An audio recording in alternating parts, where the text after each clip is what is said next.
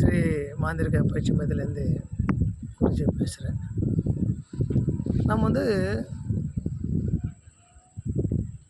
நம்ம மாந்திரிக துறையில்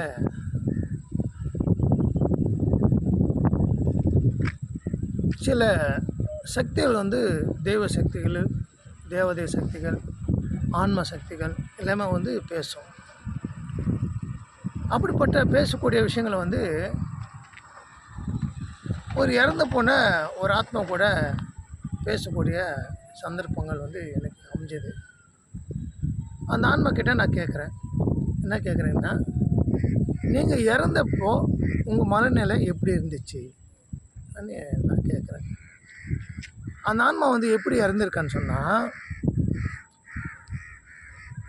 இந்த மலை பிரதேசத்தில் கல் உடைக்கிறதுக்கு சில வெடிக்கிறதுக்கு அந்த கல் வெடிக்கிறதுக்கு சில மருந்து வைப்பாங்க. மருந்து வச்சு பற்ற வச்சாங்கன்னா அது அந்த பாறை வெடிக்கும்.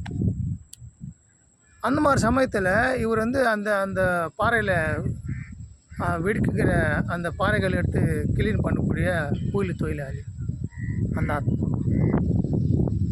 அவர் வேலை செய்கிறப்போ அந்த பெரிய பாறை கல் வெடிப்பு கொடுத்துருக்காங்க, வெடித்து ஒரு கல் அவர் மேலே அப்படியே விழுந்து செத்துட்ருக்காரு. அவர் செத்துதை அந்த உணர்வு அவருக்கு தெரியல. அதுக்கப்புறம் தான் அவர் உணர்றார், ஐயோ நம்ம உடல் நசுங்கி போயிருக்கு, நம்ம ஏதோ ஒரு இடத்துல இருக்கிறோம், நம்ம இதுக்கு முன்னால் இருந்த அந்த மக்கள் நடுவில் இல்லை, ஏதோ ஒரு இடத்துல இருக்கோம், நம்ம தொட முடியாத ஒரு இடத்துல இருக்கோம், ஆனால் எல்லாமே பார்க்க முடியுது. ஆனால் நான் எதுவுமே செய்ய முடியாத சூழ்நிலையில் அப்படியே பார்த்துன்னு இருக்கணுமோ தவிர வேறு ஒன்றும் பண்ண முடியல, என்னோடய சூழ்நிலை அப்படி இருக்குது அப்படின்னு அவர் சொன்னார். அப்போது அந்த ஆன்மா இறக்க போகிற விஷயமே தெரியாது, இறந்த விஷயமே தெரியாமல் திடீரென அந்த ஆன்மா வெளியே அந்த நடந்த ஒரு விஷயம் பார்க்கணுன்னு அது ஒரு வேதனை.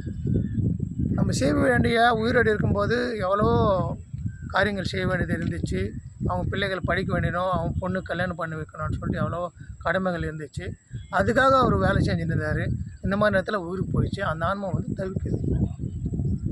நான் ஏன் அங்கே போனேன்னா, அந்த மலை அடிவாரத்தில் நம்ம ஒரு இடம் வாங்கணும்னு சொல்லிட்டு அங்கே போனோம். அங்கே போயிட்டு அந்த இடத்துக்கு நம்ம பூஜை பண்ணும்போது, நம்ம வாங்கின இடத்துக்கு பூஜை பண்ணும்போது அங்கே இருக்கிற ஆத்மா நம்மக்கிட்ட பேசுது. அப்போ இந்த விஷயம் சொல்லுது, இந்த மலையில் இந்த மாதிரி நடந்து, இந்த மாதிரி இறந்துட்டேன், இந்த மாதிரிலாம் இருக்கான்னு சொல்லிட்டு. இது பாருங்கள், ஒரு மனிதனோட ஆன்மா சக்தி எவ்வளோ அற்புதமாக இருக்குது. அது இறந்த பிற்பாடும் அது யாருக்கிட்ட என்ன எண்ணத்தில் யார் என்ன கடமைகள் அது உணர்வோடு இறந்ததோ அந்த உணர்வோடு தான் பேசுது. அப்போது இந்த ஒரு மனிதனுக்கு மூக்கு, செவி, வாய், கண், இது எப்படி வாய் பேசுது, மூக்கு மூச்சு இழுக்குது, வாசனை பிடிக்குது, கண் பார்க்குது, காது கேட்குது. இதுக்கெல்லாமே ஒரு கருவிகள். இந்த மனிதன் உடம்புக்கு ஒரு கருவி. அதே மாதிரி தான் உள்ளே இருக்கிற உணர்வும் ஒரு கருவி. அந்த கருவி தான் தெய்வத்து கூட பேசக்கூடிய தன்மை அந்த மனசுக்கு உண்டு, அந்த உணர்வு உண்டு.